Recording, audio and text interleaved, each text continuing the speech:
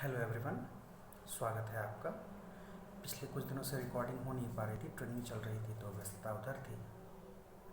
प्रस्तुत है दिनेश राय सर की लिखित कहानी संचला का छठा भाग। विवाह के बाद पूर्णिमा की कलाइयों में शंख चूड़े बहुत फब रहे थे और घने लंबे बालों के बीच से निकाली गई सीधी मांग में सिंदूर से दीप्त उसका ललाट उसके सौंदर्य को द्विगुणित कर रहा था। संजले को अपने भाग्य पर विश्वास नहीं हो रहा था। बीच वाला कमरा जो अपेक्षाकृत बड़ा था और जिसमें पूर्णिमा अपनी पढ़ाई करती थी और किताबें, कपड़े और अन्य सामान रखती थी, खाली कर दिया गया। नया खरीदा गया डबल बेड उसमें रखकर फूल शैया सजाई गई थी। फूल शैया पूर्णिमा ने अपने हाथों से सजाई थी। बेला के फूलों की लड़ियां पलंग के चारों तरफ लटकाई गई थी। कमरा गम गम गमक रहा था। हल्की रंगीन रोशनी बिखेरने वाले छोटे छोटे बल्ब कमरे की छटा में चार चांद लगा रहे थे। संजले ने आज से पहले कभी इस कमरे की तरफ झांकने तक की जरूरत नहीं की थी। आज पूर्णिमा के साथ उस कमरे में डबल बेड पर बैठा उसे महसूस हो रहा था, स्वर्ग अगर कहीं है तो ऐसा ही होता होगा। सामान्य श्रृंगार में भी पूर्णिमा अप्सरा जैसी लग रही थी। संजला को समझ नहीं आ रहा था कि वह क्या कहे। पूर्णिमा ने पहल कर उसे पलंग पर लिटाया और उसकी बगल में लेट गई। उसने संजले के गले में बाहें डालकर उसकी आंखों में आंखें डालकर कहा, आज की रात हम सिर्फ बात करेंगे और कुछ नहीं। शुरुआत मैं करती हूँ, बाद में तुम बताना। संजय मुग्ध होकर उसे निहार रहा था और केवल सिर हिलाकर अपनी सहमति व्यक्त कर रहा था। घर में बिना पंखा चला रिकॉर्डिंग करने में पसीने की समस्या होती है। पंखा चलाएंगे शोर होगा, ईयरफोन है नहीं। खैर, जब मौका मिले, जैसा मिले वही सही। पूर्णिमा ने कहना शुरू किया, मैं आगे भी पढ़ना चाहती हूँ। इस साल मेरा ग्रेजुएशन कंप्लीट हो जाएगा। अगले साल मैं टीचर्स ट्रेनिंग कॉलेज में एडमिशन लूँगी। मैं टीचर बनना चाहती हूँ। मैं अगले 5 साल तक माँ नहीं बनना चाहूँगी और आशा करती हूँ कि इसमें मुझे तुम्हारा सहयोग मिलेगा। अब तुम बोलो। संजले ने कहा, मेरे पास कहने को कुछ नहीं है। मैं हमेशा तुम्हें खुश देखना चाहूँगा। तुम्हारी खुशी में ही मेरी खुशी है, बस। पूर्णिमा ने कहा, अपनी शुरुआती ज़िंदगी के बारे में कुछ बताओ। संजले ने कहा, मैं उसे याद करना नहीं चाहता।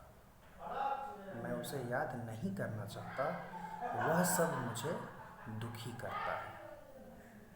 पूर्णिमा ने उसके गाल पर अपनी हथेली रखकर कहा, मैं तुम्हें दुखी नहीं देखना चाहती, लेकिन मुझे बताओगे तो मैं तुम्हारा दुख बांटने की कोशिश करूँगी। थोड़ा शोर भी आ रहा है पीछे से, ये होता है कमरे पर रिकॉर्डिंग करने में। उसकी यह बात सुनकर संजले की आंखें भर आई।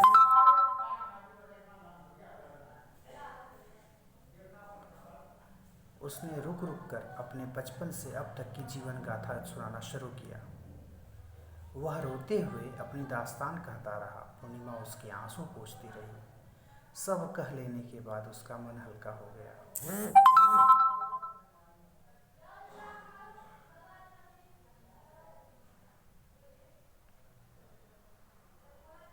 पूर्णिमा उसकी दाहिनी बाह अपने गले में लपेटकर उसके होठों पर एक दीर्घ चुंबन अंकित कर बोली, अब सोया जाए।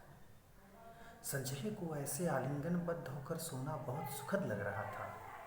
उसने मन ही मन भगवान से प्रार्थना की कि हे प्रभु, यह सुख मुझसे छीनना मत। सहमते सकुचाते उसने आंखें बंद किए लेटी पूर्णिमा के अधरों पर हल्के से अपने अधरों को रख।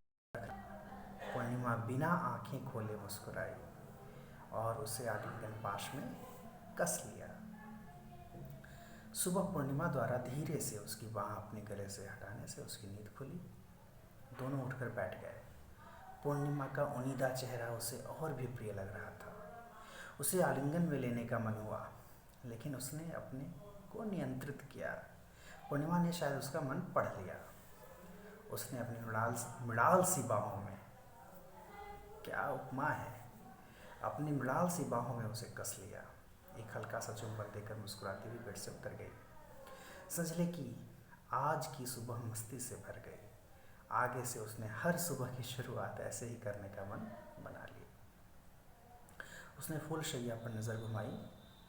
बिना मसले फूल वैसे ही मुस्कुरा रहे थे जैसे पिछली रात को। प्रफुल्ल मन संजला धीरे से फूलों को बचाते हुए पलंग से उतरा और अपनी दिनचर्या में जुटने को तैयार होने चल दिया।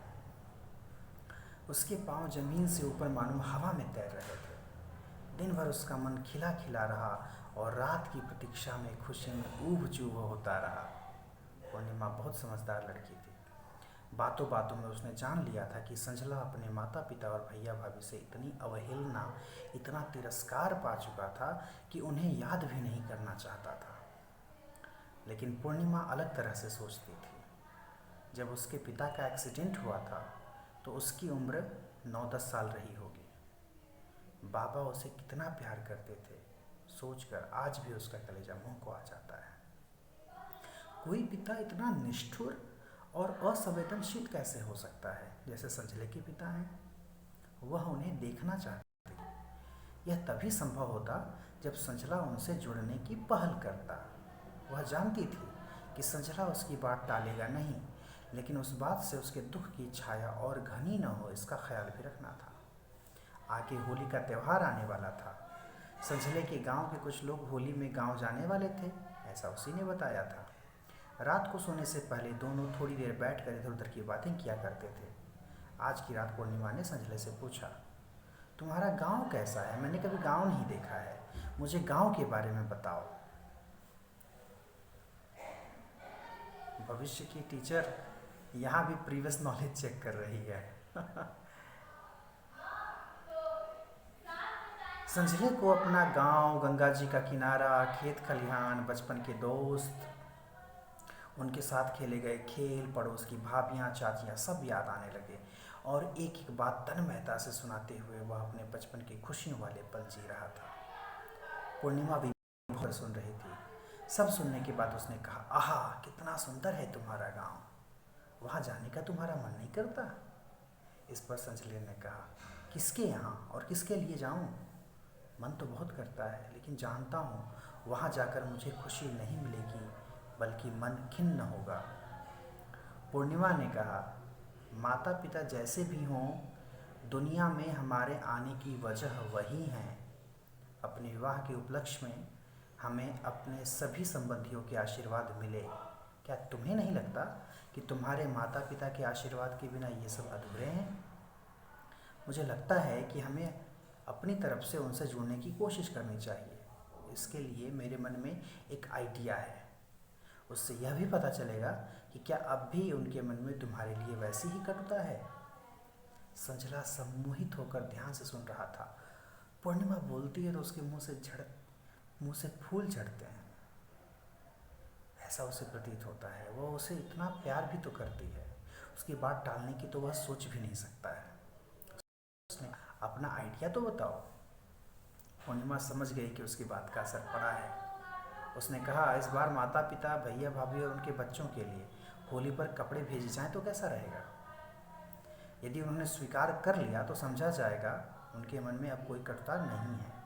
होली पर जो लोग गांव जा रहे हैं उन्हीं के हाथों भिजवाया जाए। आइडिया पर विचार करते हुए सोच रहा था, कितनी अच्छी बातें यह सोच लेती है। उसने उसके अपने परिवार को पूर्णिमा अपना परिवार मानने लगी है। यह सोचकर संजले के मन में आनंद की हिलोरें उठ रही थी। उसने पूर्णिमा की बात का समर्थन किया और तय किया गया कि दोनों की पसंद से कपड़े खरीदे जाएं। पिता और भैया के लिए धोती कुर्ता, माँ और भाभी के लिए साड़ी, पेटीकोट और ब्लाउज तथा बच्चों के लिए उनकी उम्र के अनुमान के साइज के रेडीमेड गारमेंट्स। केसीदास के पैक्ड रसगुल्ले के डिब्बे और अबीर गुलाल के साथ बढ़िया पैकिंग करके गांव जाने वाले के एक व्यक्ति के हाथों भेजकर दोनों उधर की प्रतिक्रिया का इंतजार करने लगे। पूर्णिमा विवाह के अवसर पर लिए गए फोटोग्राफ्स में से एक, जिसमें दुल्हा दुल्हन के रूप में आकर्षक पोज में दोनों खड़े थे, कि इनलार्ज्ड कॉपी, बड़ी वाली इनलार्ज्ड कॉपी पैकिंग में रखना नहीं भूली। तो देखिए आगे सजला के परिवार की प्रतिक्रिया क्या होती है।